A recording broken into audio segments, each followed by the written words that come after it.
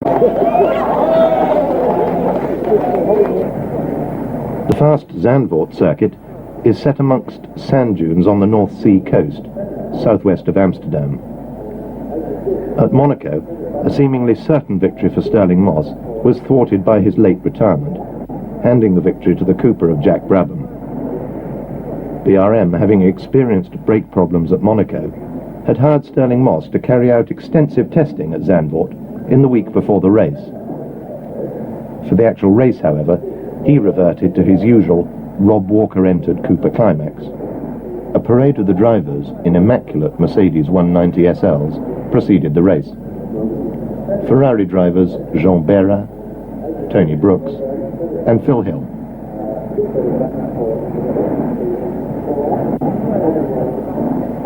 Harry Schell, BRM driver, the Texan Carroll Shelby in an Aston Martin, Roy Salvadori, who was to drive the other Aston,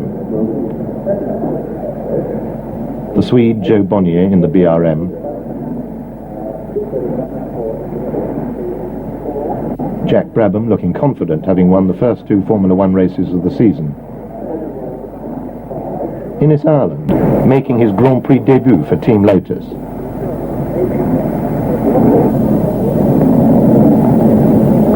Stirling Moss, who after Fangio's retirement is now the world's #1 and the crowd's favourite. Frenchman Maurice Trintignant.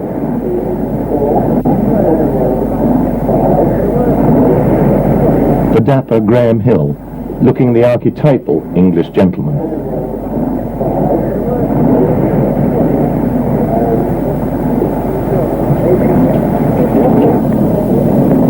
After that promising Silverstone debut, Aston Martin found themselves only 10th and 13th on the grid at Zandvoort. The Duke of Kent was the guest of David Brown in the Aston Martin pit.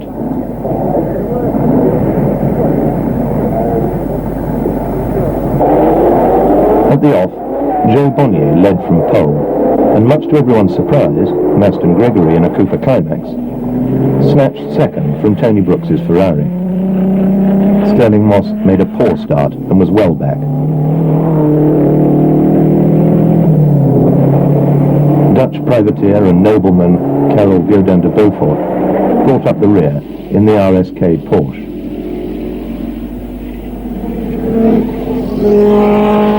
Gregory soon took the lead from Bonnier. The chasing pack was led by Brooks, with Brabham, Schell, Béra, Graham Hill and Moss all nose to tail behind. The Aston Martin of Carroll Shelby was well off the pace. Roy Salvadori's Aston retired with engine trouble on the 4th lap.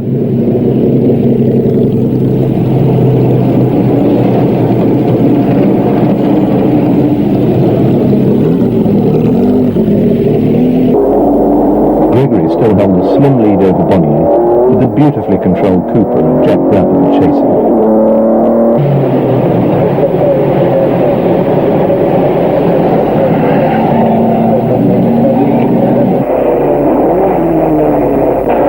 Ferraris led the chasing pack behind this leading trio.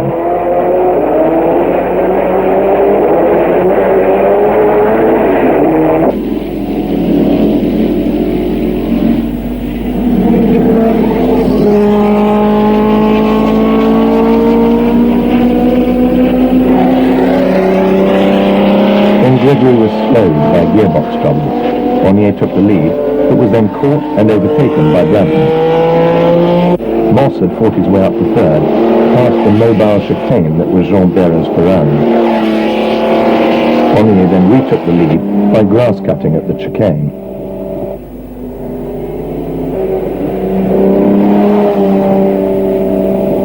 The spectating Roy Salvadori was timing Stirling as he caught the leading duo. Innes Ireland was having a fine debut for Lotus.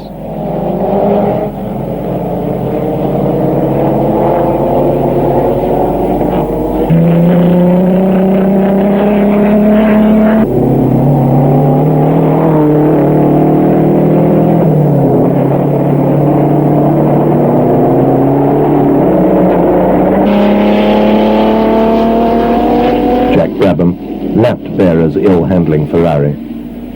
Moss had fought his way into the lead, but when he retired with gearbox bearing failure, Victory was handed to Bonnier in the BRM. Jack Brabham, without second gear, held on for his second place. An ecstatic BRM team congratulated Bonnier.